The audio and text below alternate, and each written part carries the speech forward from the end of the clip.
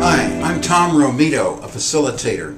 In this segment, we're going to talk about developing a fundraising strategy. When I engage an organization for the first time, I try to diagnose its health. I ask, do they have any money? Do they have leaders in the hopper to come and take and step up? Third, do they have a long-range plan? And fourth, are they living on the typical strategy that if we could just get a grant, well, everything will be okay? Well, I have a prescription for this malady, and it is capacity building. Capacity building consists of team building, action planning, strategic planning, and the development of a fundraising strategy. You might ask, well, why should I worry about raising money? What do I need money for? Well, most organizations just have to turn the lights on or pay the rent. Many want to publish a newsletter or continue doing programs and activities. Well, all of these things don't cost a lot of money, but they do cost some, and that's why we need a fundraising strategy to survive and thrive. Here are some steps to developing a fundraising strategy.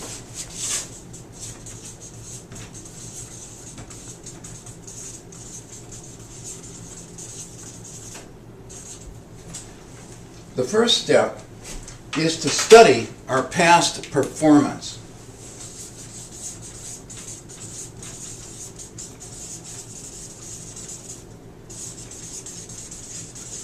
This means to take a look at what we did, what activities did we conduct to raise money, and how well did we do.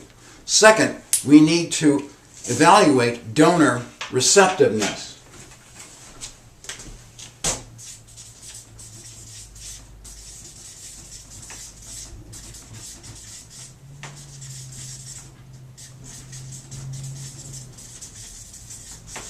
Here, we mean, who did we approach for funds, and did we get what we needed?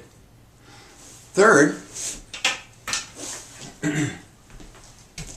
we want to evaluate the actual methods that we used.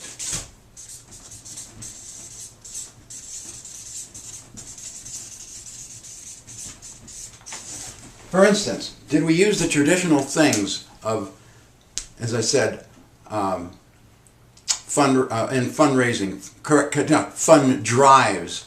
Did we write an annual appeal? Did we write grant proposals? And did we make direct requests? And how well did we do? Next, we want to identify or assess ways to maximize the effectiveness of these methods.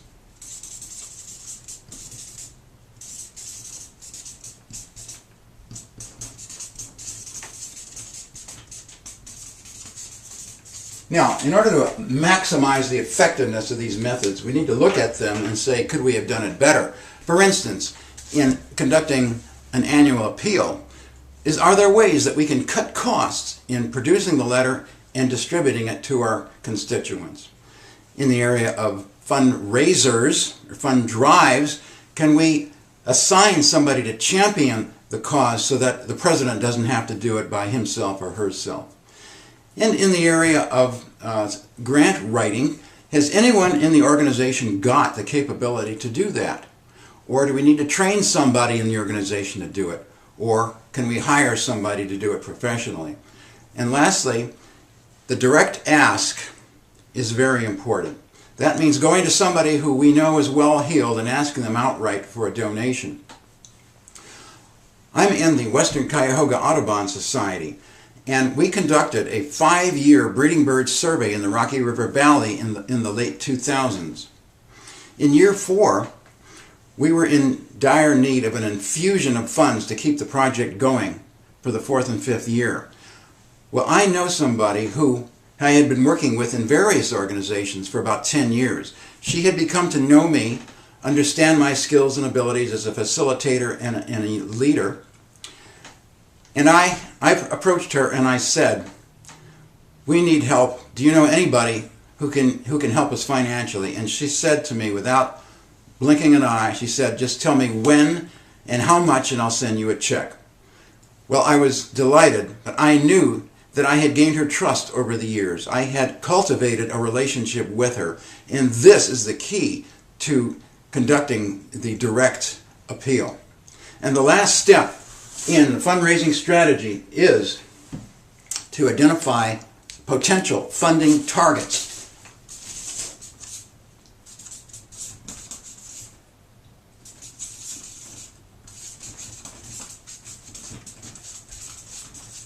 What we mean here is saying to ourselves, what exactly do we need money for?